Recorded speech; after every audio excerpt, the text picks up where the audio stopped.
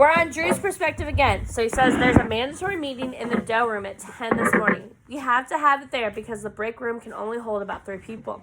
The room's buzzing. The conveyor belt has been turned off. Someone has dragged in chains from the restaurant tables to supplement the folding ones. They're lining up 3 across down the long, narrow room. There are all kinds of rumors. Someone tried to break into Kayla's parents' house last night. A pizza driver from Papa John's disappeared. The cops want all the guys who work at pizza dressed like girls and deliver pizzas as bait. Someone saw Kayla walking down on Pine Street in Seattle. Pete is going to shut down and declare bankruptcy. These are all just rumors, right? They need to dress up again. Yeah. But they don't know that, right? I mean, they do know that, but are the police listening to the fact that he said Gabby's the one that the guy wanted? No, the police are like, yeah, I ain't got time for that.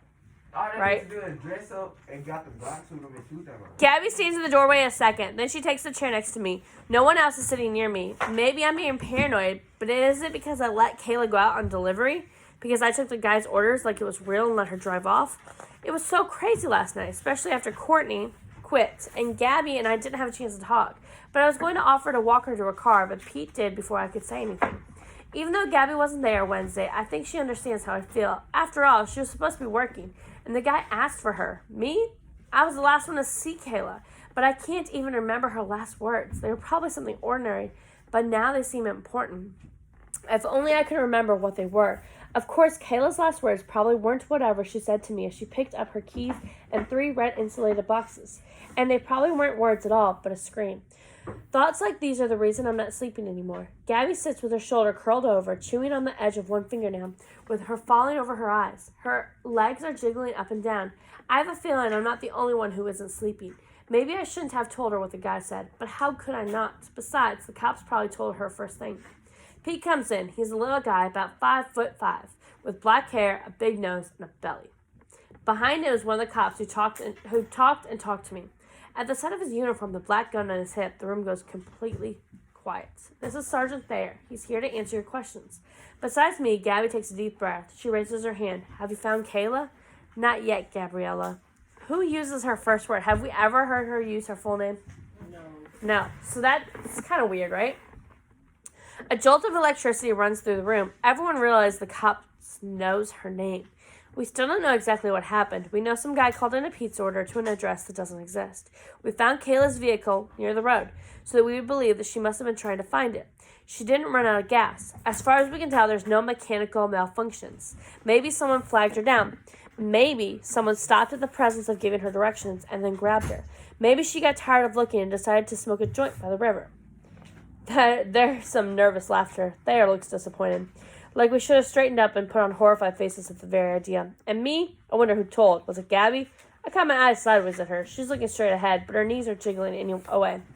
I think of Kayla and me that one time in the cooler, and Gabby outside, ready to wait on customers that weren't coming in. In the cooler, there's only one bulb overhead, so it's dark in the corners. We stood between the crates of cheese and pepperoni and passed the joint back and forth. When I took it back from Kayla, it was wet with her spit. My lips and even my tongue were touching something that she had just touched. I wanted to kiss her in the worst way, but I didn't. She was with Brock then, and he went out for practically every sport. Even though he was always half asleep, he's all muscle. He probably has 50 pounds on me. So Kayla and I just leaned towards the cold cement wall, our shoulders touching. I realize the cop is looking straight at me, like he wants me to break down, like there's a big drug ring at our school, which is so stupid. Someone took Kayla because they wanted a girl, not because they wanted drugs. Kayla might have had a joint or 2 in her purse, maybe. But no more than that, and they didn't take her purse anyway. She doesn't sell anything as far as I can tell, and she doesn't buy either. People just give her weed, like I did that one time. Thayer breaks the long silence. We need to look at every possibility at this stage in the game. We can't afford to overlook anything. He scans the room with his sharp, long nose. He looks like the hawks that circle over the freeway looking for roadkill. There might have been reports that a white pickup was seen in the vicinity of the night that were talking to owners of white trucks.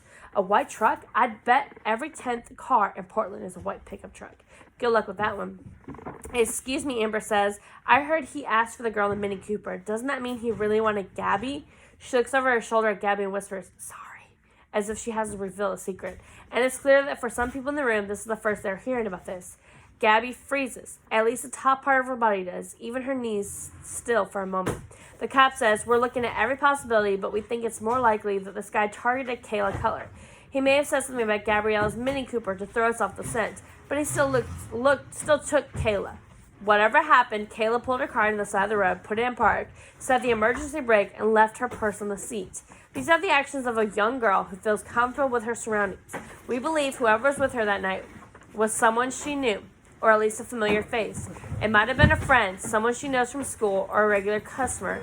Excuse me, teachers, it's time.